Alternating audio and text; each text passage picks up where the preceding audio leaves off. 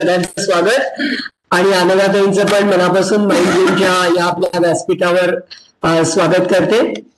आपली या जानेवारी महिन्याची थीम सकारात्मक सायकोलॉजी अशी आहे, सकारात्मक मानसशास्त्र असं आहे. आणि हे जेव्हा थीमचं टायटल देऊन मी जेव्हा अनघाताईंशी बोललोय तेव्हा त्यांनी मला असं सांगितलं की सकारात्मकच्या ऐवजी आश्वासक लिही बघ कसं वाटतंय. तर तो शब्द मला फार आवडला, कारण प्रत्येक वेळी 100% आपण सकारात्मक असतोच असं नाही, पण आश्वासक आपण नक्की असू शकतो असं वाटलं मला. त्यामुळे अनघाताईंनी पहिल्यांदाच तो शब्द सांगितल्यामुळे खूपच छान वाटलं आणि ती सुधारणा पण करावी असं नक्की वाटलं. त्यामुळे या जानेवारीची आपली थीम पॉझिटिव्ह सायकोलॉजी अशी असली तरी ती आश्वासक मानसशास्त्र या दृष्टिकोनातून आपण त्याच्याकडे बघूया. आज अनघाताई आपल्याबरोबर आहेत. त्यांनी लिहिलेली जी लेखमालिका होती आजचं पसायदान नावाची, त्याला अनुषंगाने त्या आज आपल्याशी चर्चा करणार आहेत. तत्पूर्वी त्यांची एक फॉर्मल ओळख मी वैशाली मॅडमला करून द्यायला सांगते आणि मग आपण अनघाताईंच्या हातात सूत्र देऊया. योगिनी ताई, तुम्ही रेकॉर्डिंग करताय ना? हो, चालू. ओके, मी आता सूत्र सगळी वैशाली आधी ओळख करून देईन, मग आपण अनघाताईंकडे देऊया. तत्पूर्वी सगळ्यांनी आपापले ऑडिओ आणि व्हिडिओ प्लीज बंद ठेवा, म्हणजे आपल्याला व्हॉइस क्वालिटी चांगली मिळेल. तर मी वैशालीकडे देते.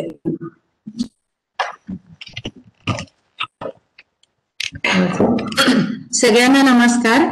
मला अनघाताईंची ओळख करून द्यायचं काम आहे आणि त्या अतिशय एक अभ्यासपूर्ण आणि विदुषी म्हणता येईल अशा याच्यातल्या आहेत आणि आपण खूप लकी आहोत की आपल्याला आज त्यांचं ऐकायला मिळणार आहे. मी थोडक्यात तुम्हाला त्यांचं काम खूप आहे पण मी थोडक्यात सांगते. अनघाताई लवळेकर मानसशास्त्रज्ञ आहेत. ज्ञानप्रबोधिनी येथे प्रज्ञा मानस संशोधिकेमध्ये संशोधक अध्यापक म्हणून त्या काम करतात. सध्या त्यांच्याकडे या डिपार्टमेंटच्या संचालक पदाची जबाबदारी आहे. सामाजिक जाणीव, बालयुवा मानसशास्त्र, लिंगभाव मानसशास्त्र, जीवन गुणवत्ता, भावनिक बुद्धिमत्ता, नातेसंबंध जोपासताना, स्त्री जीवनाची गुणवत्ता हे त्यांच्या संशोधनाचे प्रमुख विषय आहेत. आजपर्यंत त्यांनी 24 शोधनिबंध लिहिले आहेत आणि त्यांचं सादरीकरण राष्ट्रीय आणि आंतरराष्ट्रीय स्तरांवर केलेलं आहे. 30 शोधनिबंधांना नियतकालिकांमधून प्रसिद्धी मिळाली आहे. त्यांच्याकडे पीएचडी साठी आतापर्यंत 3 पीएचडी त्या मार्गदर्शक म्हणून काम करतात. 3 विद्यार्थ्यांना पीएचडी मिळाली आहे आणि 6 विद्यार्थी आत्ता काम करत आहेत. 25हून अधिक मनोमापन चाचण्यांची त्यांनी निर्मिती केली आहे. प्रशिक्षक म्हणून त्या विविध स्तरांवर काम करतात. त्यांनी आतापर्यंत 7 पुस्तकांचं लेखन आणि 6 पुस्तकांचं संपादन केलं आहे. ज्ञानप्रबोधिनीच्या संवादिनी या स्त्री शक्ती उपक्रमाचे त्या समन्वयक आणि मार्गदर्शक म्हणून काम पाहतात. 2018 साली त्यांच्या मानसशास्त्र संशोधन कार्यासाठी त्यांना काही पुष्पलता रानडे राष्ट्रीय पुरस्कारही मिळाला आहे. तर अशा अतिशय संपन्न आणि अभ्यासिक असलेल्या व्यक्तींचं आता मी त्यांच्याकडे हे देते आणि त्यांचं ऐकायला आपण तयार होऊया. अनघाताई, तुम्ही आता तुमचा व्हिडिओ आणि ऑडिओ ऑन केला तरी हरकत नाही. बाकीच्यांनी आपापले व्हिडिओ आणि ऑडिओ बंद करा, म्हणजे आपल्याला त्यांचं ऐकता येईल.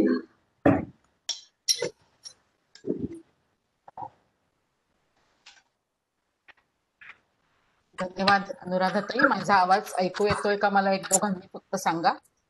हो, तुमचा आवाज व्यवस्थित ऐकू येतोय. हो, येतो ऐकायला. म्हणजे आधी याच्यासाठी इंटरनेटची कृपा आहे म्हणून धन्यवाद मानायला पाहिजे.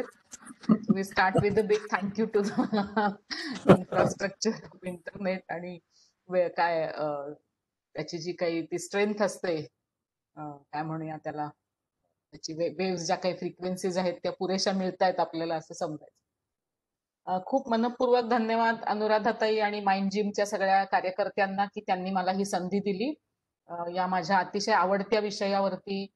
ज्यांना तो विषय आवडतो अशा अनेकांबरोबर गप्पा मारण्याची. त्याच्यामुळे मलाच खूप छान वाटतंय की या निमित्ताने जरी सगळे समोर प्रत्यक्ष दिसत नसले तरी सुद्धा मी अशी कल्पना करते की सगळे तुम्ही या प्रवासात माझ्या बरोबर मनाने असणार आहात. आणि चेहरे दाखवायला सांगितले तर मग त्याची कपॅसिटी इंटरनेटची थोडीशी कॉम्प्रोमाइज होईल म्हणून तो पण आनंद आता घेता येत नाहीये. परंतु शेवटच्या एक 5-10 मिनिटांमध्ये काही प्रश्नोत्तरांसाठी आपण वेळ जर आज ठेवू शकलो तर मग नक्कीच चेहरा सुद्धा प्रश्न विचारण्याचं तरी कमीत कमी बघता येईल. खूप माझ्यावर जबाबदारी पडली असं मला वाटतं, कारण हा विषय असा आहे की त्याच्या जितकं खोलात आपण जाऊ तितकं ते अजून पुढे किती पसरलेलं आहे आणि किती खोल आहे ते आपल्याला समजत जातं. जसं समुद्राचा तळ शोधण्यासाठी जेव्हा कोणी पाणबुडे उतरतात आणि तळ लागला लागला असं वाटेपर्यंत पुढे अजून एक काहीतरी खोल अंधार दरी दिसते आणि तिथे जाण्याची इच्छा मनामध्ये निर्माण होते, तसं काहीसं एकूणच मानसशास्त्राचा अभ्यास करताना आपल्यापैकी अनेकांचं होत असतं याची मला पूर्ण कल्पना आहे.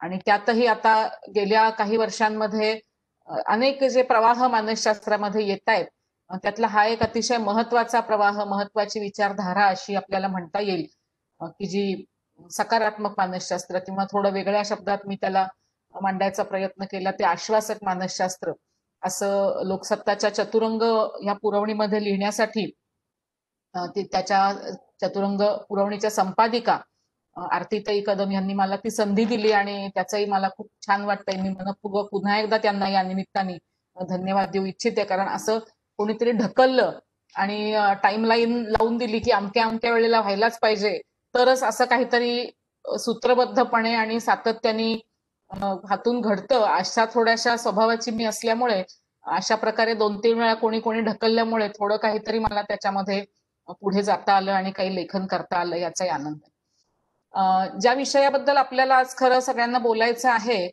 किंवा मला थोडी मांडणी करायची आहे आणि मग नंतर आपण कदाचित याची काही एखादी छोटीशी शृंखल आपण करू, तर त्या विषयाबद्दल आपल्यापैकी सगळ्यांना पुरेशी एक जाणीव आहे असं मी म्हणेन आणि अभ्यास करण्याची इच्छा पण आहे.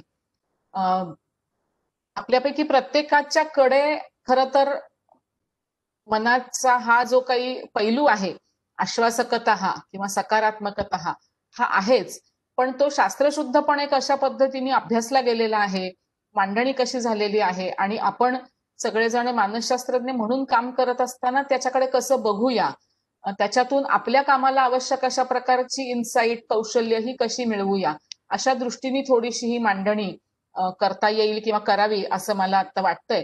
मी माझी पीपीटी शेअर करायला सुरुवात करते आणि मग आपण पुढे जाऊया.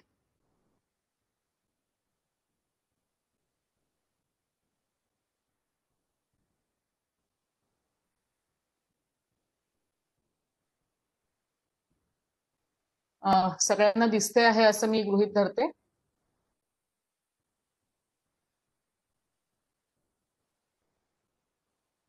Stepping in to positive psychology. अरे बापरे, हे एकदम पटापट पुढेच जायला लागलं, तर मी जरा मागे जाते, क्षमस्व. Stepping in to positive psychology असं याला म्हटलेलं आहे, कारण मगाशी मी म्हटलं तसं की आजचं व्याख्यान हे अगदी फक्त परिचयात्मक व्याख्यान आहे किंवा परिचयात्मक मांडणी आहे. आज आपण या क्षेत्रामध्ये एक पाऊल टाकायचा प्रयत्न करूया आणि मग प्रत्येक पावलावरती त्याच्यामध्ये जी काही आपल्याला गंमत अनुभवायची आहे, जो काही एक आनंद घ्यायचा आहे, विषय समजून घेण्याचा, तो यथावकाश आपण घेऊ शकतो. एक चित्र पुढे दाखवतेय मी तुम्हाला. तर ही जागा कुठली आहे असं पटकन विचारलं तर ज्यांना खूप परिचयाचे ते पटकन सांगतील, किंवा साधारण कुठल्या प्रदेशातली आहे असं विचारलं तर सांगता येईल का कोणाला? चॅटमध्ये लिहायला हरकत नाही.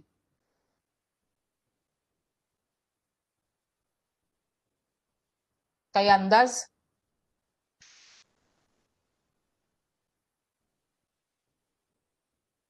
अगदी बरोबर आहे. भूतान पहिलाच उत्तर बरोबर आलेलं आहे. भूतानचा हा एक स्पॉट आहे आणि आपल्याला माहितीये की फक्त माईक बंद करा ताई तुमचा. नाही, जागा जाऊ दे, तुम्ही देश ओळखला हे पुरेसं आहे. देश ओळखला हे पुरेसं आहे, जागा नाही ओळखली तरी चालेल. आणि फक्त माईक्स मात्र सगळ्यांनी प्लीज बंद ठेवा. तर बरोबर ओळखलेलं आहे या ताईंनी, भूतान आहे. आणि भूतान कशासाठी प्रसिद्ध आहे आपल्याला माहिती आहे की जगामध्ये हॅपीनेस इंडेक्स मध्ये क्रमांक 1 वरचा जो देश आहे तो भूतान आहे असं मानलं जातं. वस्तुतः भूतान हा अतिशय जॉग्राफीच्या दृष्टीने चिमुकला देश आहे. तिथले रिसोर्सेस मर्यादित आहेत. ट्रॅव्हलिंग किंवा टुरिझम हा त्यांचा तशा अर्थाने महत्वाचा एकमेव बिझनेस किंवा व्यवसाय आहे. आणि तरी सुद्धा तिथले सर्वसामान्य लोक हे अनंत अडचणी, असं उंच सखल प्रदेश, वेगवेगळ्या प्रकारचे रिसोर्सेस मर्यादित असताना सुद्धा समाधानाच्या बाबतीमध्ये, आनंदाच्या बाबतीमध्ये एक नंबरवरती आहे. मग असं का आहे, असा एक प्रश्न आपल्या मनामध्ये येतो. त्याच्यावरही अनेक अभ्यास हे झालेले आहेत, जे आपल्याला आश्वासक मानसशास्त्राच्या अनेक संकल्पनांच्याकडे घेऊन जातात. अजून एक मी आता दाखवणार आहे आपल्याला स्लाइड, ज्याच्यामध्ये हे वाक्य आहे. हे वाक्य किंवा ही ओळ ही कुठली आहे असं कोणी सांगू शकेल पटकन चॅटमध्ये?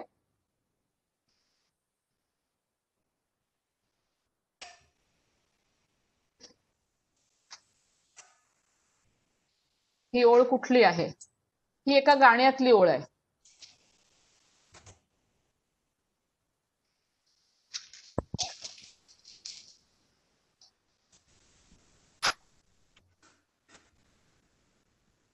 ओळखता येते? अगदी बरोबर.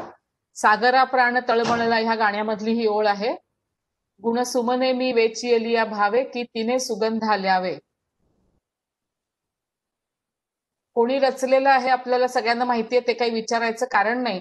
स्वातंत्र्यवीर सावरकरांनी हे गाणं रचलेलं आहे आणि इथे आपल्याला त्यांचं चित्रही दिसतं आहे. त्यांच्या बरोबर इतर पण काही जणांची चित्र आपल्याला याच्यामध्ये दिसत आहेत. डावीकडे वरती आपल्याला महात्मा गांधींचा फोटो दिसतो आहे. सावरकरांच्या फोटोच्या वरती आपले प्रसिद्ध गीतरचनाकार, चित्रपट सृष्टीतले गुलजार यांचा फोटो आहे. त्यांच्या शेजारी उजवीकडे कुणाचा फोटो आहे?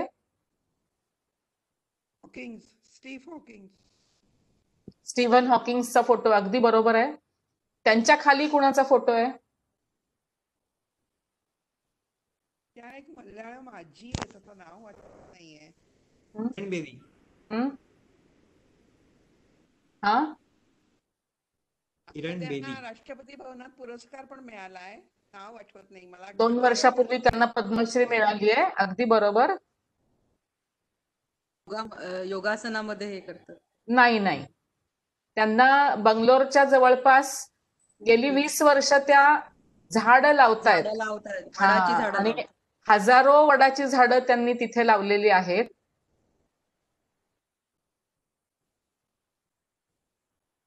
त्यांचं नाव आपण यथावकाश आठवा आणि तिथे लिहा. कोणाला तरी नक्की सापडेल गुगलमध्ये. मी सांगत नाही आता, मी गुप्त ठेवते. त्यांच्या शेजारी खाली जो आहे फोटो, तो कुणाचा आहे? निवेदिता भिडे, विवेकानंद केंद्र. अगदी बरोबर. विवेकानंद केंद्राच्या उपाध्यक्षा निवेदिता दीदी भिडे यांचा तो फोटो आहे. आणि सगळ्यात डावीकडे गांधीजींच्या खाली जो फोटो आहे तो कुणाचा आहे? मलिक आहे, दिसत नाही असा नाही. दीपा मलिक वाटतीये. दीपा मलिक यांचा फोटो आहे. अगदी बरोबर. पॅरा ऑलिम्पिक्स मध्ये ज्यांनी खूप पदकं जिंकलेली आहेत, त्यांचे पाय दोन्ही नाहीत, म्हणजे पाय त्यांचे अपंग आहेत पायानी त्या, परंतु पॅरा ऑलिम्पिक्स मध्ये सहभाग घेऊन त्यांनी कितीतरी पदकं, सुवर्ण पदकं, रौप्य पदकांची लयलूट केलेली आहे. आणि मुख्य म्हणजे भारताला त्यांनी अनेक ठिकाणी रिप्रेझेंट केलेलं आहे आणि अतिशय प्राऊड रिप्रेझेंटेशन असं त्यांचं झालेलं आहे. ह्या सगळ्या व्यक्तींच्या मध्ये काहीतरी कॉमन आहे. आणि ते कॉमन काय आहे तर ती आश्वासकता आहे. आपल्याला माहितीये की सावरकरांच्या बाबतीमध्ये काय काय घडलेलं होतं, कशा प्रकारचं आयुष्य त्यांना घालवावं लागलं. आयुष्याचा 2/4 वेळ त्यांना किती यमयातना सोसत घालवायला लागलेला होता. आणि तरी सुद्धा मारिता मारिता मरे तो झुंजेन असं म्हणण्याची क्षमता त्यांच्यामध्ये होती. किंवा तुरुंगामध्ये काहीही हाताशी नसताना खिळ्यांनी भिंतीवरती लिहिली गेलेली काव्य आणि ती मुखोद्गत करणं. 50 वर्षांच्या काळापाण्याची शिक्षा ऐकल्यानंतर तितके दिवस इंग्रज सरकार टिकेल का असा प्रश्न विचारणं भर कोर्टामध्ये, हे सगळं आपल्याला माहिती आहे. गांधीजींच्याही बाबतीमध्ये आपल्याला माहितीये की किती प्रकारच्या प्रतिकूलतांमध्ये त्यांना अनेक लढाया त्यांच्या ह्या लढायला लागलेल्या होत्या. मग त्या अगदी पार अपर्थाईड मुवमेंट पासून ते भारतामध्ये सुद्धा आल्यानंतर वेगवेगळ्या प्रकारच्या कसोटीच्या प्रसंगाला त्यांना सामोरं जायला लागलेलं होतं. गुलजारांचं आपल्याला माहितीये की ते फाळणीच्या वेळेला पाकिस्तानामधून पंजाबमध्ये स्थलांतरित त्यांना व्हायला लागलेलं होतं. रावी पार नावाचा त्यांचा एक कथासंग्रह आहे त्याच्यावरती, की ज्याच्यात काही लेखांमध्ये त्यांनी त्या आठवणी पण लिहिलेल्या. त्या फाळणीच्या सगळ्या आगीमध्ये त्यांचं कुटुंब होरपळून निघालेलं होतं. स्टीफन हॉकिंग आपल्याला माहितीये की अतिशय दुर्दम्य आशावादाचं प्रतीक म्हणून त्यांच्याकडे पाहिलं जातं, की अनेक प्रकारच्या शारीरिक व्याधी आणि डिजनरेटिंग अशा प्रकारच्या व्याधी असताना सुद्धा त्यांनी अतिशय मूलभूत संशोधन हे कशा पद्धतीने केलेलं आहे.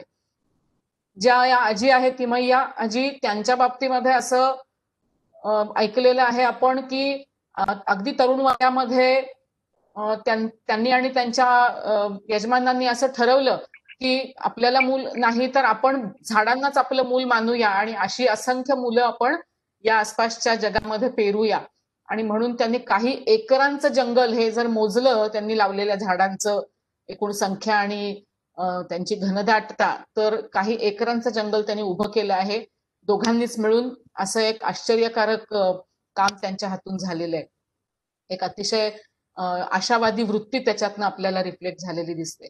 निवेदिता दीदींच्याही बाबतीमध्ये आपण बघतो की विवेकानंदांच्या सगळ्या तत्वज्ञानाला प्रमाण मानून जनसेवा करण्यासाठी एखादी व्यक्ती आपलं आयुष्य पूर्ण कसं समर्पित करू शकते आणि सर्व प्रकारच्या काय म्हणूया लोकांशी एकरूप होऊन महाराष्ट्रातल्या निवेदिता दीदी वाटणार पण नाही तितक्या अस्खलित तमिळ बोलू शकतात आणि सर्व अरुणाचलातल्या असेल किंवा तमिळनाडूतल्या असेल विवेकानंद केंद्राच्या कार्यामध्ये त्यांच्या कामाचा ठसा हा आपल्याला उमटलेला दिसतो.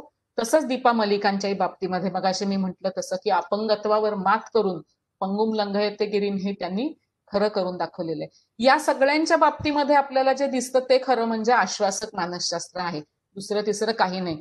त्यामुळे ही लिजेंड्स किंवा ही जितीजागती उदाहरणं आपल्या समोर आहेत. आपण फक्त त्याच्या मागे असलेल्या सगळ्या मानसिक ज्या काही प्रक्रिया आहेत त्याचा शोध आपण आजच्या व्याख्यानातनं घेणार आहोत आणि त्याला आपण शब्द देणार आहोत किंवा शब्दरूप देण्याचा प्रयत्न करणार आहोत. प्रत्यक्षामध्ये आपल्याला जे समजून घ्यायचंय ते खरं तर अशा माणसांचं जगणं समजून घेता आलं पाहिजे. त्याच्यातनं आपल्याला आपण जे काही आता पुढे मी असं म्हणेन थोडी जार्गन वापरणार आहोत ती आपल्या आयुष्यामध्ये आणण्यासाठीच्या किल्ल्या किंवा क्लुप्त्या ह्या जास्त चांगल्या मिळतील. ह्याच्या पलीकडेही अशी अनंत उदाहरणं असतील, आपल्याला सगळ्यांना माहिती असतील, आपल्या अवतीभोवती असतील, काही प्रसिद्ध असतील, काही अगदी प्रसिद्धी परामुख असतील, परंतु त्या सगळ्यांमध्ये आपल्याला याची रिफ्लेक्शन्स बघतात. मग आश्वासक मानसशास्त्र किंवा पॉझिटिव्ह सायकोलॉजी ही नेमकी टर्मिनॉलॉजी कशी सुरू झाली? तर मार्टिन सेलिग्मन हे जे मानसशास्त्रज्ञ होते तर त्यांनी अशा प्रकारची मांडणी केली की पूर्वी जास्त करून मानसशास्त्रामध्ये पॅथॉलॉजीचा अभ्यास म्हणजे कशामुळे बिघडतंय ह्याचा अभ्यास जास्त सुरुवात झाली करायला. आणि फ्रॉइड पासून आपल्याला माहितीये की वेगवेगळ्या प्रकारच्या मानसिक आजारांच्या बद्दल, विकृतींच्या बद्दल, कॉम्प्लेक्सेस बद्दल अशी मांडणी झालेली होती. ॲबनॉर्मल सायकोलॉजीवरती बऱ्यापैकी अभ्यास आणि मांडणी, थेरपीज हे सगळं इव्हॉल्व्ह होत होतं. आजही त्याचा वापर प्रचंड प्रमाणात केला जातो कारण ती वस्तुस्थिती आहे, ती पण आवश्यकता आहे. परंतु त्यांनी अशी मांडणी करायला सुरुवात केली की असं म्हणत असताना सुद्धा आपण आत्ता जे काही जगतो आहोत त्याच्यामध्ये कायम आपण कशाच्या तरी कमतरतेवरच मात करणार आहोत असं आहे का? कमतरतांवर मात करून होते आहे काही प्रमाणामध्ये त्यांचा जोर कमी झालेला आहे, तर आहे तिथून पुढे जाण्यासाठी, एक्सलन्स गाठण्यासाठी, आपापल्या आयुष्यामध्ये अधिकाधिक आनंदी होण्यासाठी सुद्धा आपण काही करू शकतो का? आणि म्हणून लाईफ अबाव झिरो अशी एक कल्पना त्याच्यातनं उदयाला आली की आपण साधी गणिताची जी काही मोजपट्टी वापरतो त्याच्यामध्ये एक्स ऍक्सिस मध्ये एक मध्ये झिरो आहे की जिथे डावीकडे गेलो तर मायनस कडे आहे आणि उजवीकडे गेलो तर प्लस मध्ये आहे. तर असं प्लस मध्ये जाण्यासाठी काय आपल्याला उपयुक्त ठरतं किंवा काय असणार आहे, आणि त्याच्यासाठी त्यांनी काही मांडणी करायला सुरुवात केली. या मांडणीत त्यांनी असं म्हटलं की मूलतः आपल्याकडे अशा प्रचंड ताकदी आहेत किंवा स्ट्रेंथ्स आहेत आपल्या मानसिकतेमध्ये, आपल्या मनाच्या ह्या सगळ्या गतिविधींमध्ये किंवा प्रक्रियांच्या मध्ये, की ज्यांना आपण व्हर्च्यूज म्हणजे एक प्रकारे ते आपली, मगाशी मी जो शब्द वापरला गुणसुमन, व्हर्च्यूजला अगदी चपखल मराठी बसणारा शब्द म्हणजे गुणसुमन असा आहे, की असे आपले जे गुण आहेत, जे व्हर्च्यूज आहेत, जी ताकद आहे आपल्या मनाची, ती काय आहे, ती आपल्याला शोधता येईल का? So when wellbeing comes from engaging strengths and virtues, आपल्या मनाच्या क्षमता आणि आपले मनाचे उत्तम गुण, असं ज्याला आपल्याकडे म्हटलेलं आहे की उत्तम गुणांची जोपासना, तर हे उत्तम गुण जे आहेत ते आणि ऑथेंटिसिटी म्हणजे हे सगळं आपल्या आयुष्यामध्ये आणणं आणि त्याच्यातून एक सच्चेपणा या सगळ्याच्या बाबतीतला, हा सच्चेपणा जेव्हा असेल तेव्हा खऱ्या अर्थाने आपलं वेलबिंग हे above zero, life above zero ह्याकडे प्रवास करायला लागेल, असं मार्टिन सेलिग्मॅन यांनी प्रतिपादन केलं. आणि म्हणून मग त्यांनी ह्या मानसशास्त्रीय विचारधारेची काही उद्दिष्ट ठरवली. ती उद्दिष्ट काय होती?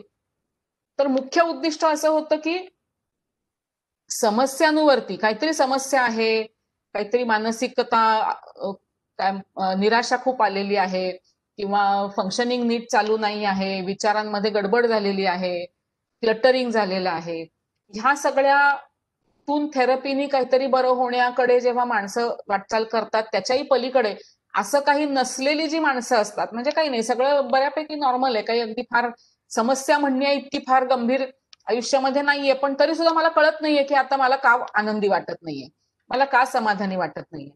तर अशा ह्या न्यूट्रल ह्याच्यामध्ये असणाऱ्या व्यक्तींना सुद्धा स्वतःच्या आयुष्यामध्ये आनंद निर्माण करण्यासाठी, अधिक पुढे जाण्यासाठीच काहीतरी काय म्हणूया आपण, ऊर्जा किंवा जसं फ्युएल रॉकेटला असतं, इंधन असतं, तसं पुरवण्यासाठीची ही मानसशास्त्राची विचारधारा आहे. To complement and extend a problem focused psychology and to study what goes right in life and how it can influence our life. म्हणजे काय चुकतं आहे आयुष्यातलं हे शोधता येणं शक्य आहे, ते तर शोधतातच आहेत अनेक लोक, पण आपल्या जीवनाची गुणवत्ता वाढवण्यासाठी आहे तिथून आपल्याला अधिक समाधानी, अधिक चांगलं, अधिक प्रोडक्टिव्ह, आणि प्रोडक्टिव्ह असं मी जेव्हा म्हणते तेव्हा वर्कोहोलिक प्रोडक्शन असा त्याचा अर्थ नाहीये, तर आहे त्या कामामध्ये आनंद मिळवून अधिकाधिक ते काम उत्तमोत्तम होण्यासाठी काय आपल्याला आवश्यक आहे त्याच्याबद्दल विचार करणं, त्याचा शोध घेणं, आणि त्यामुळे ह्युमन गुडनेस म्हणजे माणसामध्ये मुळातच जो एक सद्भाव आहे, एक चांगली इतरांचं आणि आपलं भलं होण्याची करण्याची वृत्ती आहे किंवा एक अर्ज आहे, आणि जे काही करू ते चांगल्यात चांगलं, उत्तमातलं उत्तम असं कसं करता येईल, हे जेवढं आजारपण आणि काय वेगवेगळ्या प्रकारच्या विकृती ह्या जसा आपल्या ह्याचा एक वस्तुनिष्ठ भाग आहेत आपल्या आजूबाजूच्या जगाचा, तसंच माणसातला सद्भाव आणि उत्तमतेची आस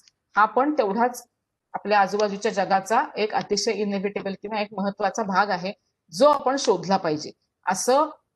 आणि तो कसा शोधायचा, तो कशातनं आपल्याला बळकट करता येईल असा शोध घेण्यासाठी सकारात्मक मानसशास्त्र किंवा आश्वासक मानसशास्त्र हे पुढे आलं.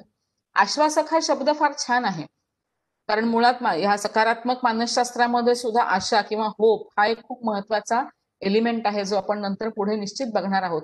पण परिस्थिती बिकट असू शकते, असो तर असते कितीही वाकडे, असं असलं तरी सुद्धा आम्ही पुढे जाणार आहोत, आम्हाला निर्धार आमच्या मनामधला जागा ठेवायचा आहे, आणि तो कशाच्या बळावर जागा ठेवायचा, तर तो ह्या सकारात्मकतेच्या बळावरती किंवा आपल्या ह्या गुणसुमनांच्या बळावरती जागा ठेवायचा आहे, असं या मानसशास्त्रामध्ये सतत मांडलं गेलेलं आहे.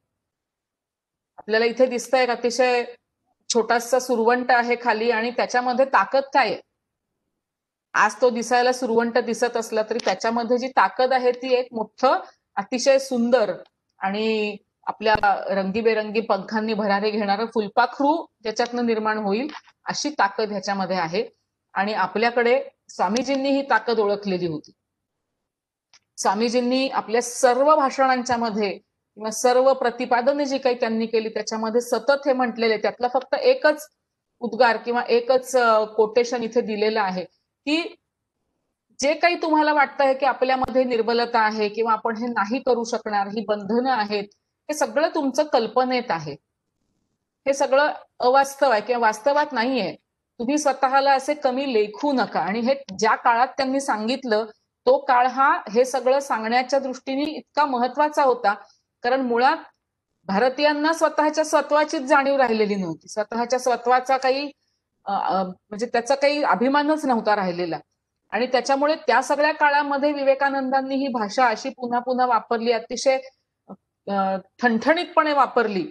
आणि ज्याच्यामुळे फक्त एखाद दुसऱ्या व्यक्तीमध्ये नाही तर संपूर्ण समाजाचं सुद्धा तेज हे पुन्हा निर्माण होण्यासाठी त्याची मदत झाली. संपूर्ण समाजाला एक आश्वासक मानसिकता मिळायला मदत झाली. त्यामुळे मला असं वाटतं की आश्वासक मानसशास्त्र ही जरी आज इकडे आपण म्हणतोय तशी पाश्चात्य देशाकडून आलेली जार्गन असली तरी मुळामध्ये आपल्याकडे खूप त्याच्याबद्दलचं चिंतन विचार झालेला आहे. आणि त्यातल्या ज्या छोट्या छोट्या संकल्पना पुढे आपण बघणार आहोत त्या संकल्पनांच्या सुद्धा बाबतीमध्ये आपल्याकडे भरपूर मांडणी झालेली आहे, जी आपण सहजपणे ऐकत असताना रिलेट करू शकतो. याच्यामध्ये कुठेही याचा अर्थ आपण फार ग्रेट आहोत आणि त्यांनी सगळी कॉपी केली वगैरे असं काही नाही. परंतु दोन स्वतंत्र ठिकाणी असलेले अनेक विचारवंत सुद्धा कसे एकमेकांना परस्पर पूरक, एकमेकांच्या पावलावर पाऊल ठेवणारे विचार करत असतात याची अनुभूती आपल्याला येते. आणि मग जे आपल्याकडे आहे ते आपण अधिक वेगळ्या नजरेने बघू शकतो. जो ह्युमॅनिस्टिक अप्रोच होता किंवा आहे जो आपण वापरतो अनेक ठिकाणी समुपदेशनामध्ये, क्लायंट सेंटर थेरपीमध्ये असेल किंवा लिबरल ज्या थेरपीज आहेत त्याच्यामध्ये असेल, तर त्याच्याशी जर तुलना आपण थोडीशी केली या आश्वासक मानसशास्त्राची तर काही साम्यस्थळं आपल्याला दिसतात, काही साधर्म्य दिसतात आणि काही थोडंसं अजून एक पुढचं पाऊल टाकल्यासारखं आपल्याला लक्षात. तर याच्यामध्ये मुख्य जो भाग आहे पहिला की माणसं कोण आहेत. तर माणसं ही फक्त ह्या सगळ्या आपल्या भौतिक जगामधला एक काहीतरी पार्ट आहेत. म्हणजे जसं आपण म्हणतो की एखादं मोठं मशीन आहे आणि त्या मशीनचा एक स्क्रू म्हणजे आपण आहोत का. आपल्याला सगळ्यांना मॉडर्न टाइम्स हा चित्रपट जर आठवला चार्ली चॅप्लिनचा तर फार सुंदर त्याच्यामध्ये काही काही दृश्य जी दाखवलेली आहेत त्याच्यामध्ये ह्या सगळ्या काय इंडस्ट्रियल रेव्होल्युशन, आता इंडस्ट्रियल रेव्होल्युशन 5 असं म्हटलं जातं, पण चार्ली चॅप्लिनने ज्या वेळेला तो चित्रपट काढला तेव्हा इंडस्ट्रियल रेव्होल्युशन 2 किंवा 3 असेल. तर त्या वेळी सुद्धा मास प्रोडक्शन करत असताना कुठल्याही गोष्टींचं माणसं सुद्धा किती यांत्रिक होऊन जातात याचं फार सुंदर चित्रण त्या मॉडर्न लाईव्ह मध्ये केलेलं आहे, मॉडर्न टाइम्स मध्ये केलेलं आहे क्षमस्व. आणि त्याच्यामध्ये एक छोटासा प्रसंग असा आहे की ज्याच्यामध्ये स्क्रू पिळण्याचं काम त्याला दिलेलं असतं चार्ली चॅप्लिनला, आणि तो स्क्रू पिळत असताना तो इतका त्याच्यामध्ये यांत्रिकतेमध्ये त्या बुडून जातो की आपल्या समोर आता खाली तो जो मशीनचा भाग आहे किंवा तो जो पट्टा आहे सरकता तो नसून दुसरंच काहीतरी आहे हे पण त्याच्या लक्षात येत नाही आणि तो तीच कृती पुन्हा पुन्हा करत राहतो. हे फक्त मशीनच्या बाबतीमध्ये होता असं नाहीये, तर कुठल्याही अनेक आपण करत असलेल्या कामांच्या मध्ये अशा प्रकारची मोनोटोनी, अशा प्रकारचं एक तेच ते पण किंवा एक प्रकारची यांत्रिकताही येते आणि मग आपल्याला असं वाटायला लागतं की मी म्हणजे या सगळ्या मोठ्या यंत्राचा एक निर्जीव आणि मला काही त्याच्यामध्ये से नाही अशा प्रकारचा एक भाग आहे. ह्युमॅनिस्टिक अप्रोच मी कायम असं म्हटलेलं आहे की नाही असं नाहीये, humans are not just part of material world, they are different, they have the capacity to organise and build their own world.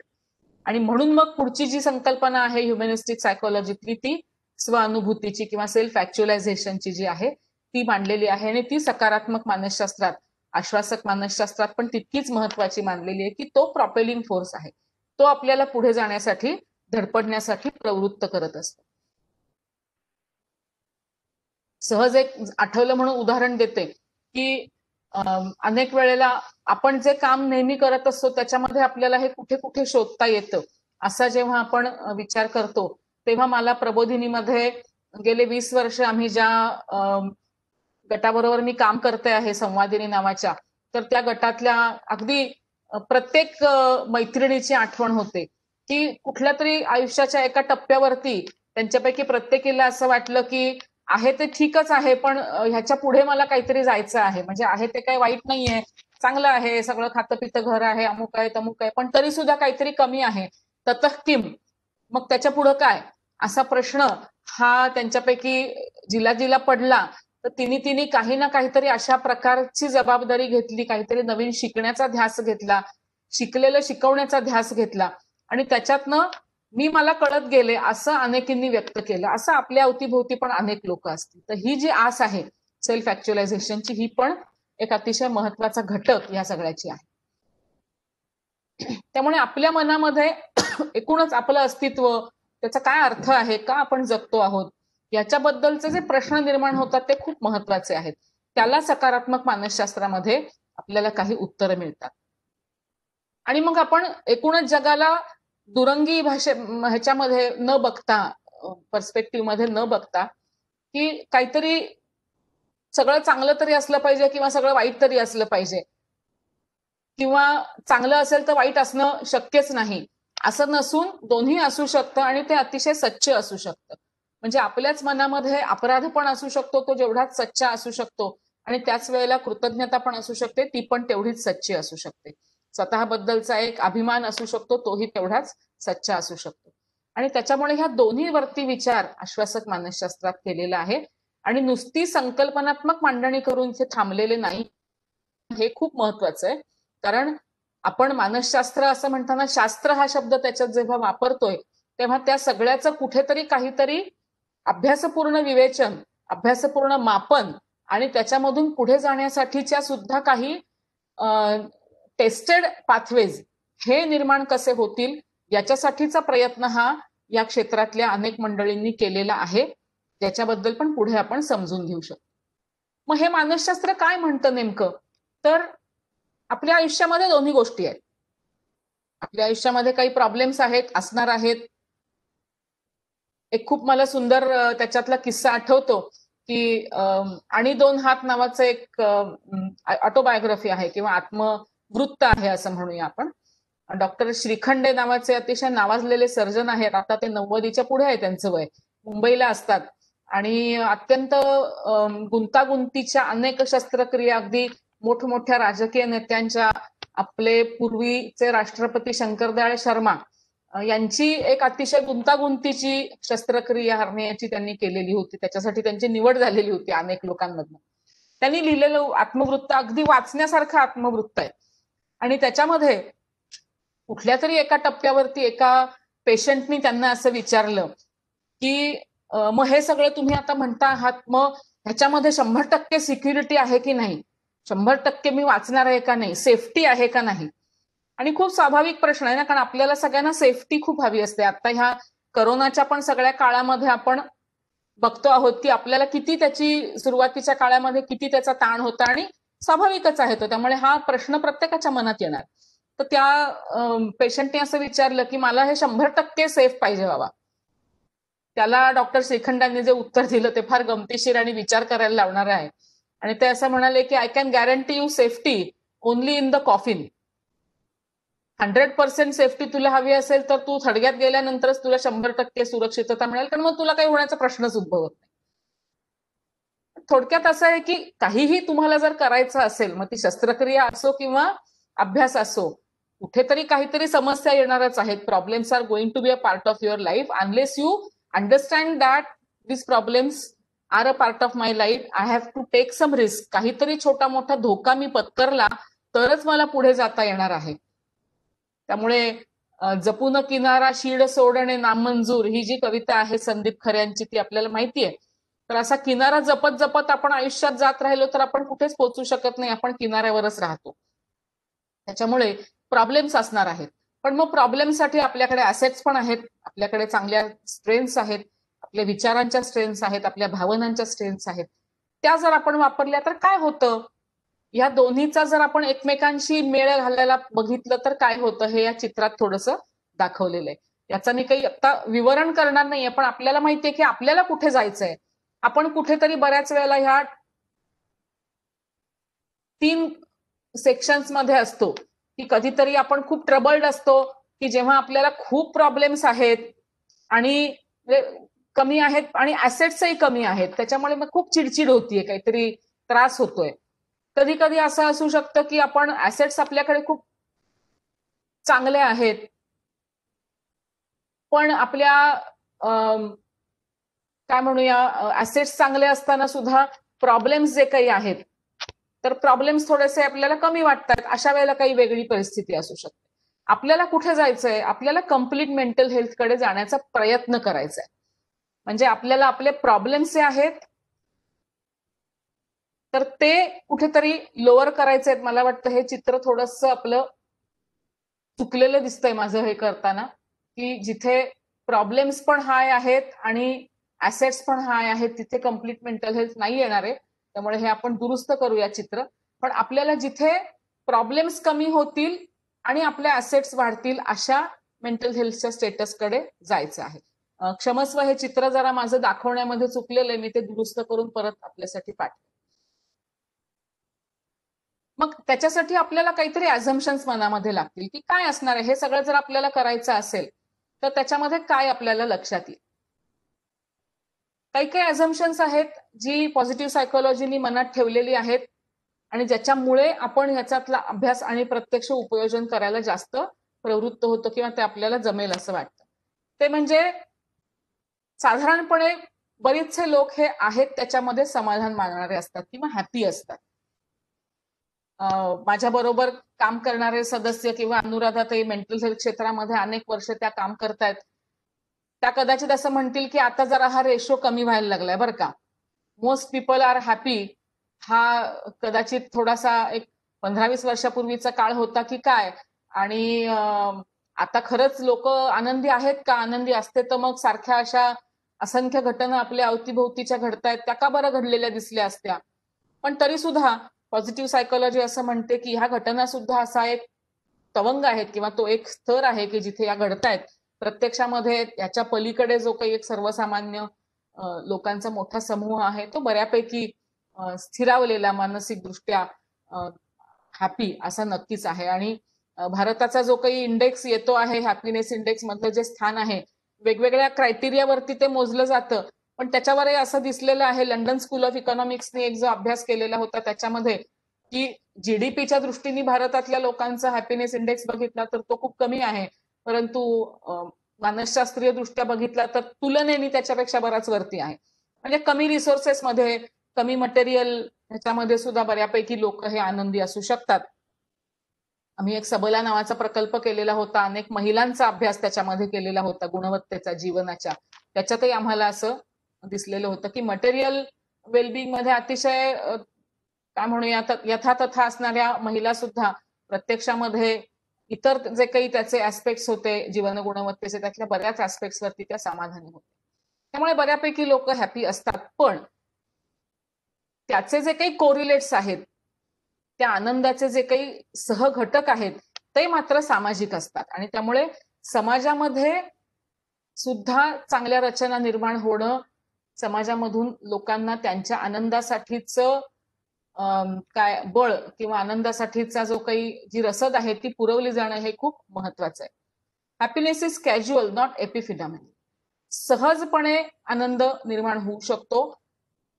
तसा तो जर निर्माण होत असेल तर तो अधिक टिकणारा, अधिक दीर्घकाळ माणसाला ऊर्जा प्रदान करणारा असू शकतो आणि आनंद हा वाढू शकतो. म्हणजे आनंदाची संकल्पना असं नाहीये की आज मला आनंदी वाटतंय, एक्स लेव्हलला वाटतंय, वाय लेव्हलला वाटतंय, असं काही त्याचं मोजमाप खूप करता येईल असं नाही. परंतु आता जे काही मला समाधान वाटतंय किंवा आता जे काही मला ऍट इज वाटतंय, कम्फर्टेबल वाटतंय, त्याच्यापेक्षा कदाचित वेगळ्या दृष्टीने, वेगळ्या पद्धतीने, वेगळ्या सिच्युएशन मध्ये मला आणखी चांगलं वाटू शकतं आणि त्यासाठी मी निश्चित प्रयत्न करू शकते. हा विश्वास देणं हे पॉझिटिव्ह सायकोलॉजीचं महत्वाचं उद्दिष्ट. पण मग हे सगळं करायचं असेल तर आणखीन पण काही अझम्पशन आहेत की जी मुख्यतः एम्पिरिकल फाइंडिंग्स वरती बेस्ड आहेत. ती अशी आहेत की भावनिक भविष्य जे काही आपण म्हणतो ते प्रेडिक्ट करण्याच्या बाबतीमध्ये लोक काही फार चांगली नाहीयेत. म्हणजे आपल्याला आता कसं वाटू शकतं अमुक एका परिस्थितीमध्ये, हे जर सांगायचं असेल किंवा समजावून सांगायचं असेल एखाद्या व्यक्तीला, दुसरीला, तर ते थोडं सांगण्यामध्ये अजूनही फार लोक चांगले नाहीयेत. कारण भावनांच्या वादळामध्ये बऱ्याच वेळेला वाहून जाणं हे जास्त पटकन होतं आणि त्यामुळे आता मला बरं वाटतंय पण काही काळांतराने अमक्या अमक्या परिस्थितीमध्ये मी तशीच वागू शकेन का किंवा तसंच मला माझ्या भावना टिकवता येतील का हे सांगणं खूप अवघड जातं लोकांना, कारण बऱ्याच वेळेला त्यांचा जो लोकस आहे तो लोकस हा एक्सटर्नल असतो. दुसरा भाग त्याच्यातला असा आहे की हे आपल्याला सगळ्यांना माहिती आहे, मी याच्यावर काही फार चर्चा करणार नाहीये, की कुठल्याही प्रकारचा आनंद जर असेल तर तो दुसरीकडे आपल्या शारीरिक काय म्हणूया शारीरिक वेलबिईंगला किंवा जो स्वस्थता आहे त्या स्वस्थतेला बळ पुरवणारा असतो. याला अर्थात प्रासंगिक मर्यादा आहेत, किंवा असा कोणी प्रश्न विचारू नये की याचा अर्थ सगळे आजारी लोक हे दुःखी असतात का. अर्थातच असं नाही, त्याला मर्यादा आहेत, त्याच्यातल्या कोरिलेशनला सुद्धा मर्यादा आहेत. पण तरी सुद्धा एकंदरीत आनंदाची भावना ही शरीराला आपल्याला काहीतरी ऊर्जा अशी पुरवत असते की ज्याच्यामुळे तो आपला आनंद हा पुढे टिकू शकतो.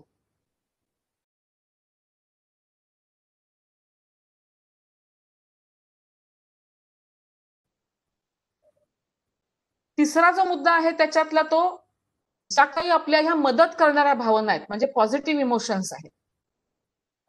पॉझिटिव्ह इमोशन्स असं आपण जेव्हा म्हणतो तेव्हा फक्त जे काही आपण 6-7 इमोशन्स बेसिक मानतो किंवा त्याच्या छटा मानतो त्याच्यातल्या आनंद, समाधान, उत्सुकता ह्या पॉझिटिव्ह आहेत आणि चिंता, राग ह्या निगेटिव्ह आहेत, असं ढोबळमानाने वर्गीकरण हे इथे आपण नाही करत आहोत.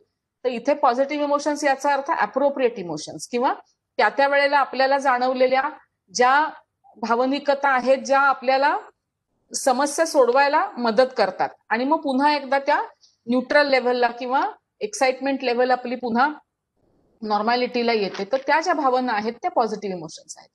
त्या जशा जशा वाढतील, विकसित होतील, तसं तसं आपल्या मानसिक आणि प्रत्यक्ष वर्तनातल्या प्रतिक्रिया ह्या सुद्धा अधिक वेगवेगळ्या प्रकारच्या बनत जातात. जास्त क्रिएटिव्हली आपण त्यांना तोंड द्यायला लागतो वेगवेगळ्या सिच्युएशन्सना.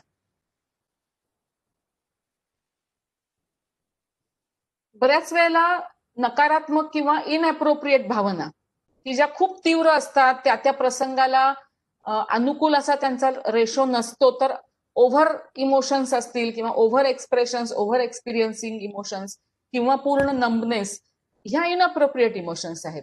तर त्या ज्या आहेत त्याच्यामुळे जे काही फिजिओलॉजिकल डॅमेज अनेक वेळेला होतं ते डॅमेज कमी करण्याचं काम पॉझिटिव्ह इमोशन्स करतात असं मानसशास्त्रामध्ये मांडलं.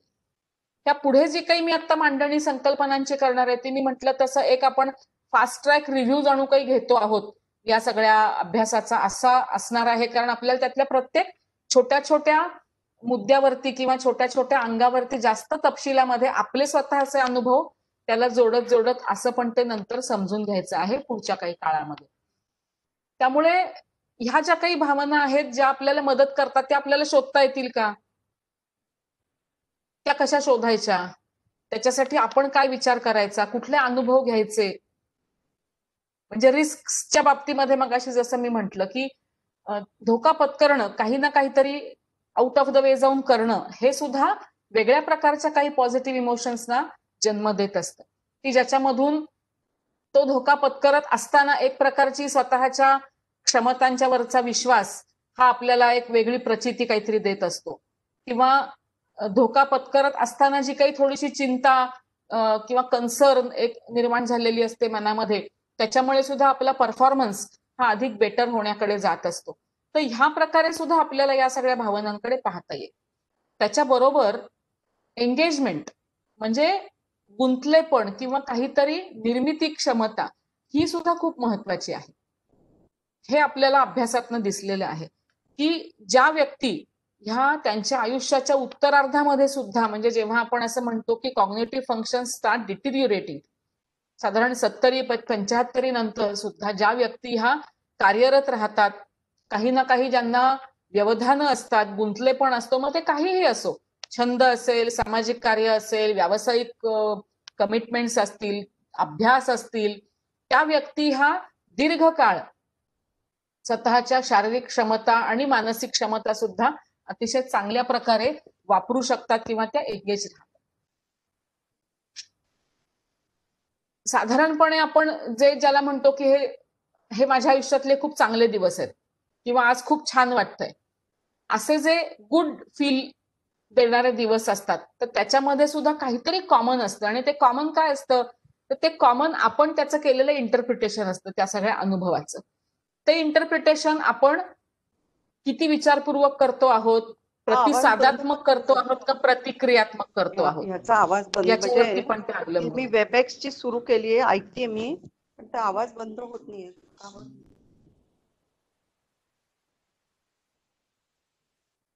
म्यूट केला ना. हा, धन्यवाद.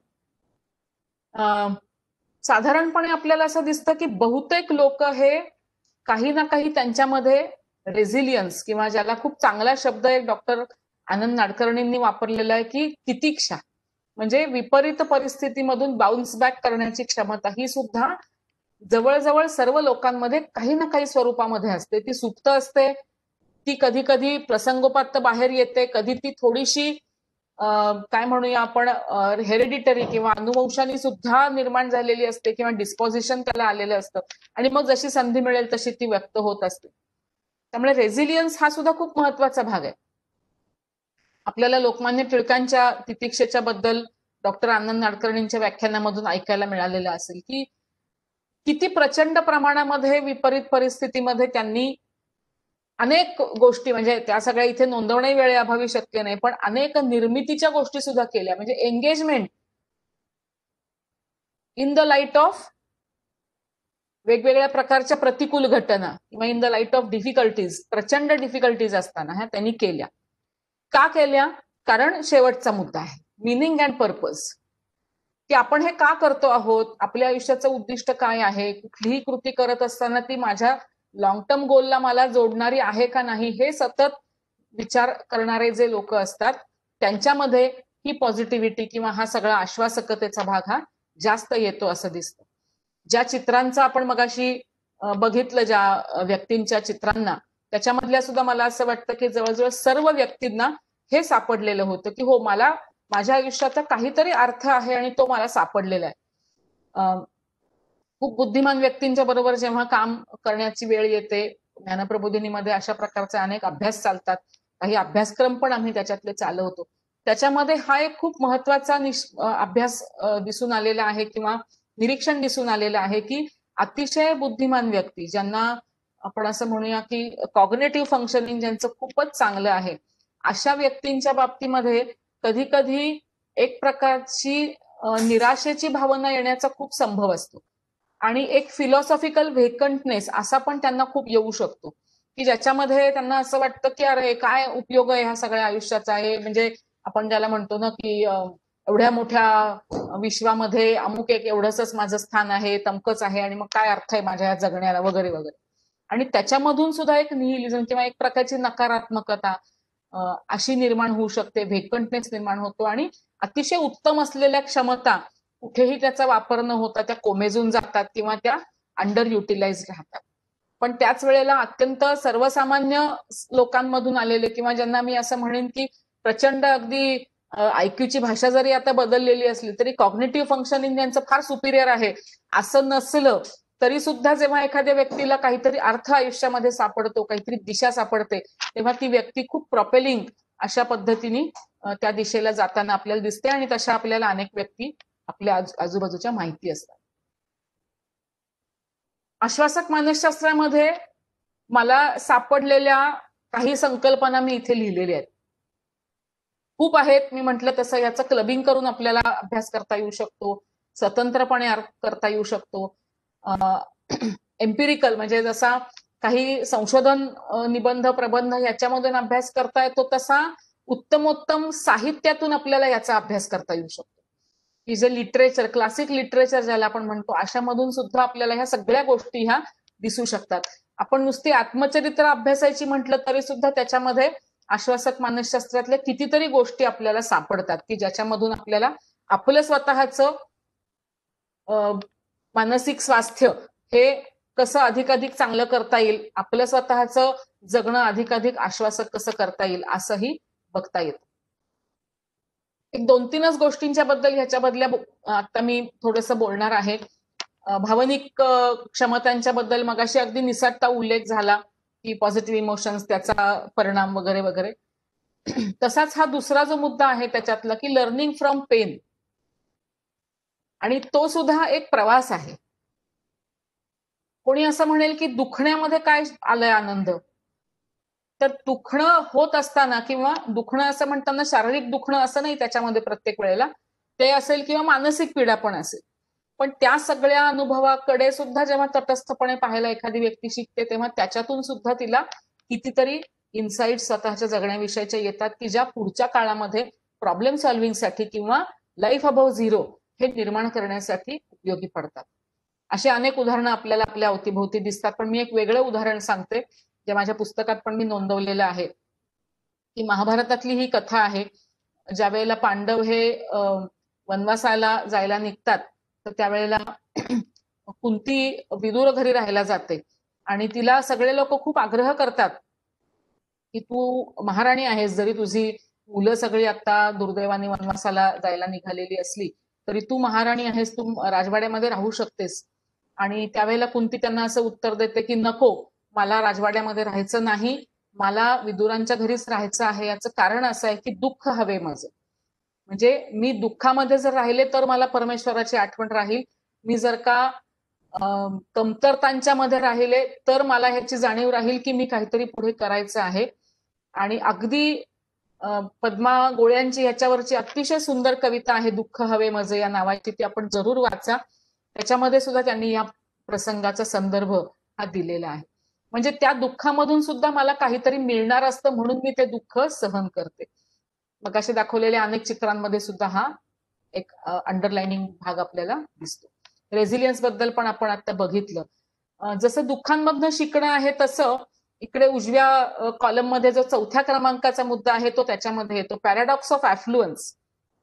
आणि हा अनेक संशोधनांच्या मध्ये दिसलेला आहे, किंबहुना आज करोना काळामध्ये तर अनेक जण आपण त्याच्यावरती बोलतो की एक चढती कमान जी असते, चढता आलेख जो असतो, तर तो आलेख चढता चढता चढता एका टप्प्यापर्यंत आपल्याला वर जाताना दिसतो आणि मग एका टप्प्याला पोचल्यानंतर मात्र कुठल्याही गोष्टीचा आनंद हा जेव्हा त्याचा प्लॅटू होतं, त्याचं पठार होतं, त्याच्यातनं आपल्याला नंतर तो आनंद मिळत नाही, त्यावेळेला त्याची घसरण सुरू होते.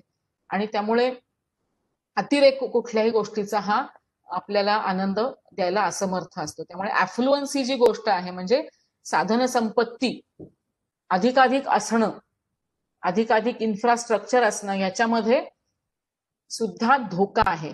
आज आपण बघतो आहोत काय घडतं आहे जगाच्या पलीकडच्या टोकामध्ये, जिथे प्रचंड प्रमाणामध्ये साधन संपत्तीचा काय म्हणूया उद्रेक झालेला आहे असंच म्हटलं पाहिजे खरं तर. जगातल्या अनेक म्हणजे सर्व जगातल्या लोकांच्या सगळ्या रिसोर्सेसचा विचार केला तर 50-60% रिसोर्सेस ज्या एकाच खंडामध्ये वापरले जातात त्या खंडामध्ये आज काय चालू आहे, आणि त्याच्या उलट जिथे असे रिसोर्सेस मर्यादित आहेत, कमी आहेत, त्या भूतांमध्ये काय चालू आहे हे पण आपण बघतो. म्हणजे हा जो काही ॲफ्लुअन्स आहे तो व्यक्तीचा असो, तो समाजाचा असो, तो एका टप्प्यापर्यंत तुम्हाला मदत करू शकतो. त्याच्यानंतर मात्र त्याचा उतरणीचा काळ किंवा त्याचा परिणाम हा कमी कमी होत उलट तो पीडा निर्माण करणारा ठरू शकतो. त्याच्यामुळे आपली साधन संपत्ती किती असावी ह्याच्याबद्दलचा निर्णय हा आपल्यालाच करायला लागतो. एक खूप महत्वाचा मला असं वाटतं पॉझिटिव्ह सायकोलॉजीचा विचार करताना की आपल्याला आश्वासक मानसशास्त्र हे तृप्तीकडे नेणारं असलं पाहिजे. तृप्तीकडे नेणं याचा अर्थ सेल्फ सॅटिस्फाईंग किंवा साचलेपणाकडे असं नाही, तर एक जी दीर्घकाळ टिकणारी भावना समाधानाची आहे, ज्याला आपण तृप्ती म्हणूया, तिच्याकडे नेणाऱ्या ज्या काही कृती आहेत किंवा जे काही विचार आहेत ते आपले अधिकाधिक बळकट कसे होतील ह्यासाठी आपल्याला आश्वासक मानसशास्त्र हे मदत करतं. आणि आज असं आहे की जगामध्ये आपल्या अवतीभोवती असलेल्या असंख्य एजन्सीज ह्या आपल्याला अतृप्ती विकायला बसलेल्या आहेत. बघा तुमच्याकडे हे नाही, बघा तुमच्याकडे ते नाही, तुम्हाला हे कसं काय ठाऊकच नाही. त्यामुळे प्रत्येक माणसाला सतत इसकी कमीज मेरी कमीज से सफेद कैसी असा प्रश्न पडावा अशी परिस्थिती ही आपल्या अवतीभोवतीचं वातावरण अगदी लहान वयापासून मुलांच्या मनामध्ये पेरत आहे. मग आश्वासक मानसशास्त्रापुढचं हे आव्हान आहे असं मला वाटतं, किंवा आपल्या सगळ्यांच्या पुढचं हे आव्हान आहे की हा जो अतृप्तीकडे नेणारा मार्ग आहे तो बदलून आपल्याला तृप्तीकडे नेणारा मार्ग कसा प्रशस्त करता येईल लहान वयापासून आपल्याला मुलांना त्याचा परिचय हा कसा करून देता येईल. म्हणजे सतत डेफिशियन्सीजचा विचार करत बसणार आहोत आपण, तर फुलफिलमेंटकडे जाण्याचा विचार करायचा आहे. डेफिशियन्सीज असतील तर त्या कमी कराव्याच लागतील, हे बरोबर आहे, पण त्या कुठल्या डेफिशियन्सीज ह्या आपल्या दूरच्या आनंदासाठी महत्वाच्या आहेत कमी करणं, आणि कुठल्या नाहीत, कुठल्या डेफिशियन्सीज या फॉल्स आहेत, जशी करोनाची फॉल्स पॉझिटिव्ह टेस्ट येते तशा काही डेफिशियन्सीज पण आपल्या क्रिएटेड किंवा सरफेस लेव्हलच्या आणि ज्याला आपण म्हणूया की कृत्रिम डेफिशियन्सीज या असू शकतात, ह्यातला फरक कळणं हे पण महत्वाचं आहे. एक असं वाटतं की नातेसंबंध हा जो विषय ह्याच्यामध्ये आहे,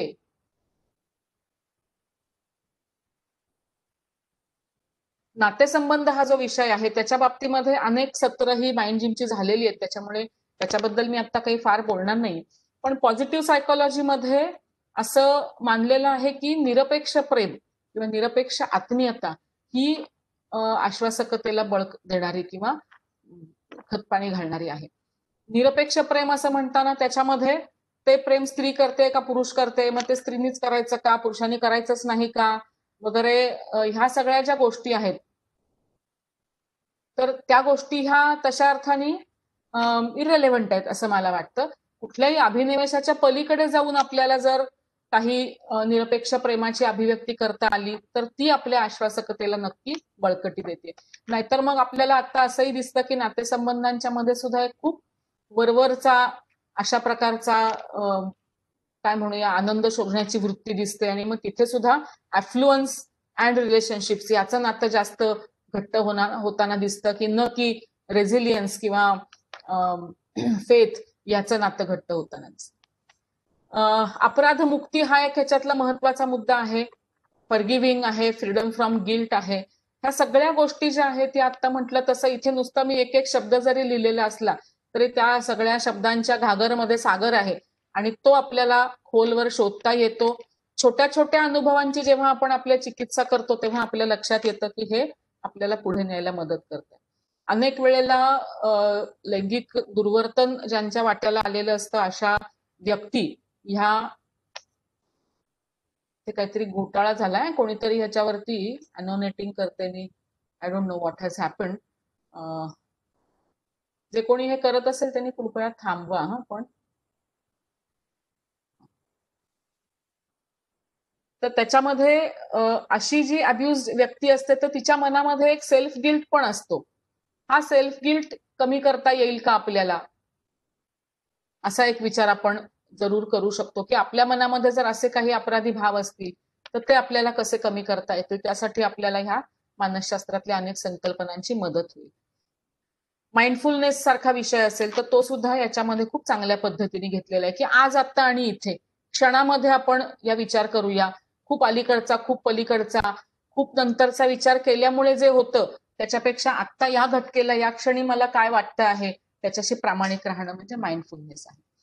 मार्क ट्वेननी जसं म्हटलेलं होतं की people keep on worrying about all those things which never happen in their life. तर तसं होतंय का आपलं, याचाही विचार आपल्याला याच्यात करता येईल. शेवटची एक स्लाइड आपण बघूया फक्त आता.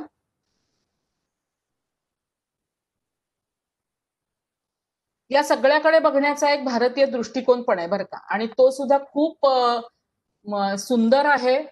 तो प्रवासच खूप सुंदर आहे. इथे मी नुसत्या काही संकल्पना लिहिलेल्या आहेत. मला याची कल्पना आहे की आपला वेळ संपत आलेला आहे. एक 5 मिनिटं जर अजून आपण घेतली तर चालेल का अनुराधा? हो हो, नक्की चालेल, नक्की चालेल. तर भारतीय दृष्टिकोन जो आहे याच्यामध्ये, तर त्याच्या काही संकल्पना इथे मी लिहिल्या आहेत आणि त्याचे संदर्भही तुम्हाला सांगते. ज्यांना रस आहे त्यांनी ते जरूर वाचा. दुःख आणि सुख ह्याचा बॅलन्स कसा करता येईल ह्याच्याबद्दल गीता रहस्यामध्ये एक अतिशय सुंदर चॅप्टर आहे. त्याचं नावच सुख दुःख विवेक असं आहे. आणि त्याच्यामध्ये जे आपण आश्वासक मानसशास्त्राच्या सगळ्या एम्पिरिकल थिअरीज मध्ये बघतो किंवा त्या सगळ्या मांडणीमध्ये सगळं हे केलेलं आहे की दुःखातून सुद्धा आपल्याला आनंद मिळू शकतो, किंवा दुःख आणि सुख हे आपल्या आयुष्याचा इनेव्हिटेबल भाग असताना आपण त्याच्यात अर्थ कसा शोधू शकतो त्याच्याबद्दलची सगळी मांडणी ह्या मराठी त्याचं जे काही व्हर्जन आहे त्याच्यामध्ये अतिशय सुंदर आहे. योग हे आपल्याला सगळ्यांना माहिती आहे, त्याच्यामुळे मी त्याच्यावर आता खूप भाष्य करत नाही. पण चित्त आणि वृत्ती या दोन्हीला सम्मिलित करणारं, दोन्हीला एकात्म करणारं असं जे काही योग आहे, अष्टांग योग आहे, मग त्याच्यामधले अनेक गोष्टी आहेत, त्याच्यावरती अभ्यास करणारे अनेक लोक आहेत, खूप सखोल अभ्यास करणारे लोक आहेत. मी तशा पद्धतीने योग ह्या विषयाचा खोल अभ्यास केलेला नाही, पण मी प्रॅक्टिशनर आहे म्हणून मला निश्चित असं वाटतं की ह्याचा एक महत्वाचा वाटा हा आपल्या आश्वासकता निर्माण करण्यामध्ये आहे मनाच्या. तिसरा जो मुद्दा त्याच्यातला आहे तो चेन ऑफ हिडोनिझम, म्हणजे एक प्रकारची लस्ट किंवा लालसा, समाधान ते बॅलन्स्ड माइंड, ते स्थितप्रज्ञता इथपर्यंत नेणारा असा काही आपला प्रवास हा असू शकतो. तो आपल्याला आश्वासक मानसशास्त्राच्या अभ्यासातून मिळू शकतो. एकाग्र चित्त असं जेव्हा आपण म्हणतो माइंडफुलनेस, तर त्याचा एक खूप सुंदर श्लोक आहे, तो फक्त मी उद्धृत करते की तत्रैकाग्रम मनः कृत्वा अशा नावाचा एक गीतेतला श्लोक आहे. त्या श्लोकामध्ये एकाग्र चित्ताची जी मांडणी केलेली आहे ती आपल्याला अभ्यासता येऊ शकते. त्याच्याबद्दल पुढच्या एखाद्या सत्रामध्ये आपण बोलू शकतो. भगवान बुद्धांनी याच्याबद्दलची खूप वेगळी मांडणी केली आहे, विपश्यना असं त्याला ते म्हणतात. त्याच्या सगळ्या संकल्पनेमधून ज्याच्यामध्ये सगळ्या ज्या काही त्यांनी म्हटलेल्या दुर्वृत्ती आहेत त्या दुर्वृत्तींच्यापासनं लांब जाण्यासाठी तुम्ही स्वतःच्या मनामध्ये कशी बुडी मारा अशा प्रकारची ती मांडणी विपश्यनेची सगळी केलेली आहे. अहंकार ह्या विषयावरती प्रचंड लेखन झालेलं आहे आणि जसा पॅराडॉक्स ऑफ ॲफ्लुअन्स आहे तसा मला असं वाटतं की पॅराडॉक्स ऑफ अहंकार सुद्धा आहे. म्हणजे अहम याच्यामध्ये मी कोणीतरी आहे, माझं अस्तित्व आहे हे कळण्याची प्रत्येकाला नक्कीच गरज असते आणि ती असेल तरच आपण तेवढं स्वतः सुद्धा एका टप्प्यापर्यंत काहीतरी मिळवू शकतो, अचीव करू शकतो, संपादन करू शकतो. पण जसा जसा हा अहमची भावना ही अधिक वाढेल आणि ती पुन्हा एलिसने सांगितल्याप्रमाणे ती छोट्या छोट्या आयचा कॅपिटल आय न राहता एकच मोठा कॅपिटल आय असा राहील, त्यावेळेला कदाचित त्याचे दुष्परिणाम जास्त जाणवायला लागतील. त्याच्यामुळे फॉल्स इगोपासनं लांब जाणं, अहंकारापासून लांब जाणं हा पण एक आश्वासक मानसशास्त्राचा महत्वाचा भाग असू शकतो. आणि मगाशी मी ज्याचा उल्लेख केला ते गुण किंवा नर्चरिंग व्हर्च्यूज हा पण एक महत्वाचा भाग आहे. इंडियन पर्स्पेक्टिव्ह वरती स्वतंत्रपणे आपल्यापैकी कुणी जर अभ्यास केला, मांडणी केली तर खूप चांगलं होईल असं मला वाटतं. त्याच्यामध्ये रामदासांच्या मनाच्या श्लोकांच्या मध्ये खूप याच्यासाठीचे श्लोक आहेत. विवेक असा शब्द त्यांनी अनेक ठिकाणी त्याला वापरलेला आहे, तोही खूप अभ्यासण्याजोगा आहे. शेवट करताना आजच्या सत्राचा मला विंदा करंदीकरांच्या ह्या 2 कविता अतिशय आवडणाऱ्या मुद्दाम उद्धृत कराव्याशा वाटल्या. मी आता त्या मोठ्यांदी वाचणार नाही, पण मी एक अर्ध मिनिट फक्त इथे थांबणार आहे. आपल्यापैकी अनेकांना ते पटकन वाचता येईल.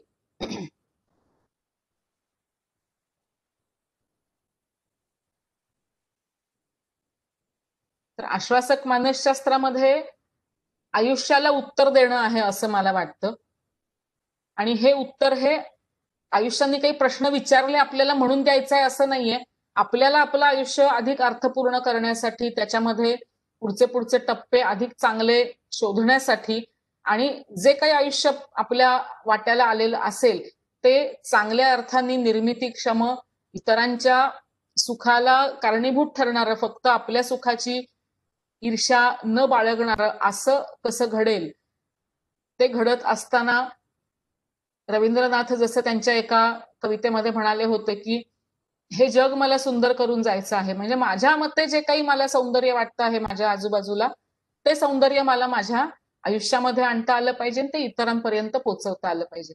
मला असं वाटतं की आश्वासक मानसशास्त्राचा सगळा उद्देश हा हे जग मी सुंदर करून जाईन असा आहे आणि त्याच्यासाठी स्वतःच्या मनाची मशागत करणं, त्याच्यामध्ये आपल्या उत्तम गुणांचा विकास करणं, आपल्या असलेल्या मनाच्या ज्या काही ह्या सगळ्या क्षमता सुप्त असतात अनेकदा, त्या सुप्त क्षमतांना उजाळा देणं, त्यांना वरती येण्यासाठीचा एक धक्का देणं आणि मग अर्थातच त्या सगळ्या क्षमता ह्या केवळ आपल्या उत्कर्षासाठी किंवा उन्नयनासाठी न वापरता आपल्याला निरपेक्षपणे इतरांच्या उन्नयनासाठी वापरता येणं हे सगळ्यात महत्वाचं आहे.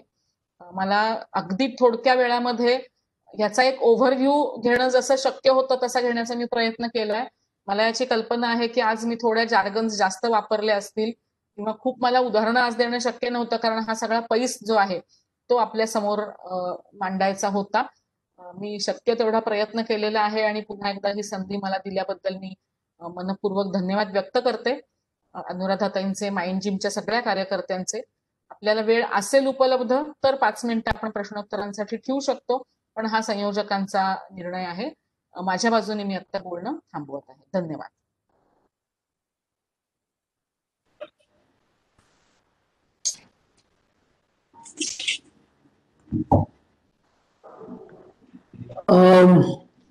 आपण 1-2 प्रश्न नक्की घेऊ शकतो. कोणाला काही बोलायचं असेल तर जरूर बोला.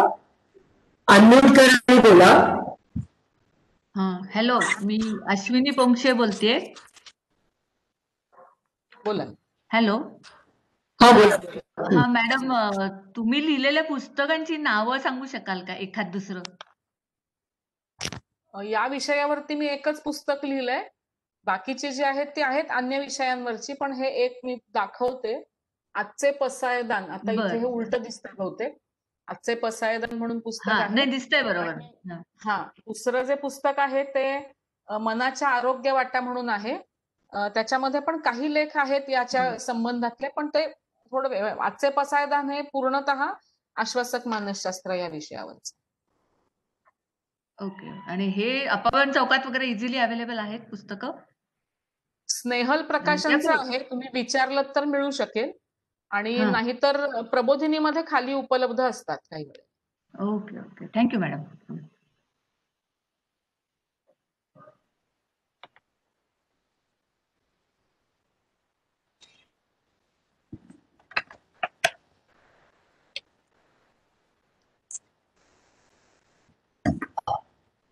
अनघाताई, फार सुंदर आणि अतिशय अवघड विषय खूप सोपा करून तुम्ही सांगितलात खरं तर.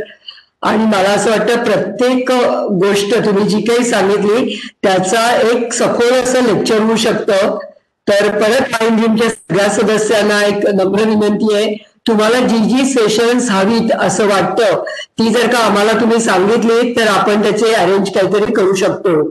तेव्हा हे, कारण हे इतका ओव्हरव्ह्यू घेतलेला आहे त्यामुळे त्यांनी जस्ट त्यात टच करून गेल्यात प्रत्येक पॉइंटला. तर आपल्याला प्रत्येक गोष्टींवरती एक एक मोठं असं सेशन आपण नक्की करू शकतो.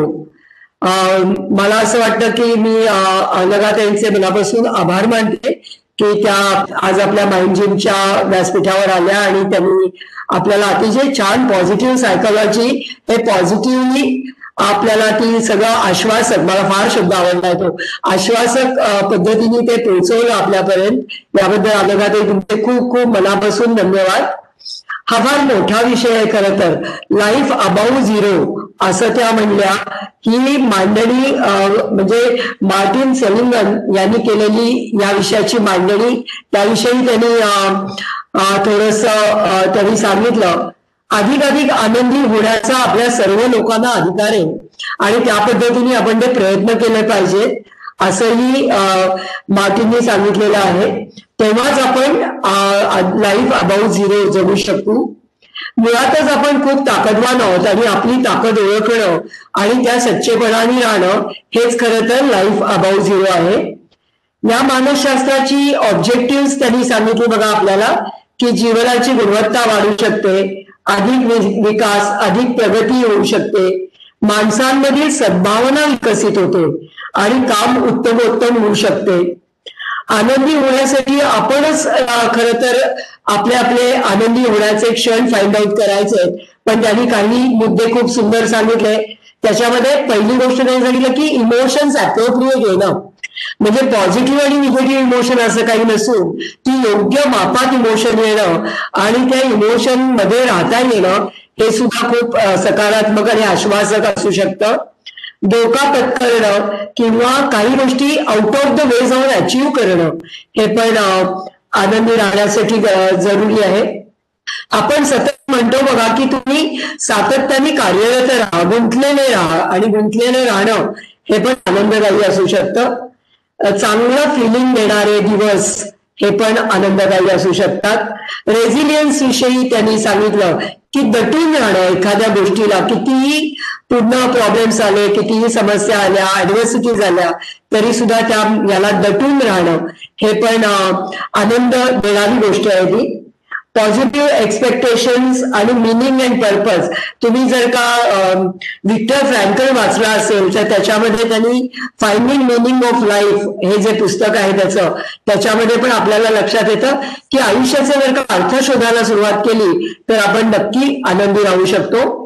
काही संकल्पना त्यांनी बऱ्याच सांगितल्या बघा, की पॉवर ऑफ इमोशन्स असेल किंवा लर्निंग फ्रॉम पेन याविषयी त्यांनी पण बोलल्या, की प्रत्येक ऍडव्हर्सिटीतून प्रत्येक पेन मधनं आपण काही चांगलं घेऊ शकतो आणि त्यातून आनंदी राहायचा प्रयत्न करू शकतो. मग त्यांनी पुढे पॉझिटिव्ह रिलेशनशिप, गोल पर्सुएशन, रॅशनल अप्रायझल या अनेक गोष्टी त्यांनी त्यातल्या सांगितल्या. आणि त्यांच्या पुस्तकांमध्ये म्हणजे जे आजचं पसायदान हे जे त्यांचं पुस्तक आहे त्याच्यामध्ये या सगळ्याला त्यांनी इलॅबोरेट करून लिहिलेलं आहे. तेव्हा ते पण त्यांनी आपल्याला सांगितलं. आणि पॉझिटिव्ह सायकोलॉजी म्हणजे आश्वासक सायकोलॉजी ही आपल्याला तृप्तीकडे नेणारं आहे. आणि हे खरं तर आव्हान आहे आपल्यासाठी. आपण डेफिशियन्सीज वरती खूप बोलतो पण फुलफिलमेंट कडे आपल्याला तो प्रवास द्यायचा आहे. निरपेक्ष आत्मीयता ही आश्वासकतेला खतपाणी घालते असंही त्या म्हणाल्या. आणि छोटे छोटे चांगले अनुभव हे पण आपल्याला एक पॉझिटिव्हिटीकडे नेऊ शकतात. माइंडफुलनेस ज्याला आपण म्हणतो आज आत्ता इथे म्हणजे वर्तमानात राहणं, हिअर अँड नाऊ मध्ये राहणं, सजग असणं, जागरूक असणं हे पण आपल्याला पॉझिटिव्हिटीकडे मिळू शकतं. त्यांनी हे पण खूप छान सांगितलं. आपण कायम परदेशातनं आलेल्या गोष्टी खूप बघत असतो आणि त्याच्यानंतर आपण म्हणतो की अरे वा हे किती छान आहे, पण Indian perspective of positive psychology हे पण त्यांनी खूप सुंदर रीतीने आपल्याला दाखवलं. आणि त्याचा प्रत्येकाचा अभ्यास आपला होऊ शकतो. खरं तर म्हणजे सुख आणि दुःख विवेक किंवा चित्तवृत्ती निरोध, बॅलन्स माइंड ज्याला स्थितप्रज्ञता आपण म्हणतो, किंवा एकाग्र चित्त, विपश्यना, अहंकार, नर्चरिंग नर्च्यूज आपण म्हणतो की गुण, या सगळ्या गोष्टी खूप महत्वाच्या आहेत आणि त्या इंडियन पर्स्पेक्टिव्हनी बघता येऊ शकतात हे पण त्यांनी सांगितलं. आश्वासक मानसशास्त्रात आयुष्याला उत्तर द्यायचंय त्याप्रमाणे त्यांनी विंदा करंदीकरांच्या दोन्ही कविता आपल्याला दाखवल्या. आणि हे जगच सुंदर करून जायचंय आपल्याला हे रवींद्रनाथांचं जे वाक्य होतं ते खरं पॉझिटिव्ह सायकोलॉजीचा गाभा आहे असं मला वाटतं. आणि प्रत्येकाने असं ठरवलं की हे जगच आपण सुंदर करून जाणार आहोत तर खरंच जग सुंदर व्हायला वेळ लागणार नाही असं मला वाटतं. परत एकदा अनघाताई तुमचे मनापासून आभार. आणि परत भेटत राहूया आपण. आणि आपण जेव्हा ऑफलाईन भेटूया तेव्हा नक्की तुम्ही आमच्या माइंड जिमच्या व्यासपीठावर याल आणि प्रत्यक्ष आपल्याला हे सगळं बोलता येईल असं मला वाटतं. सर्व माइंड जिमच्या सदस्यांचे पण आभार. आणि मी आता इथे थांबते. पुढच्या शनिवारी असाच एक विषय घेऊन पॉझिटिव्ह सायकोलॉजीचाच विषय घेऊन आपण भेटणार आहोत. तोपर्यंत मी आपली रजा घेते. अनघाताईंना परत नमस्कार आणि परत भेटूया. धन्यवाद.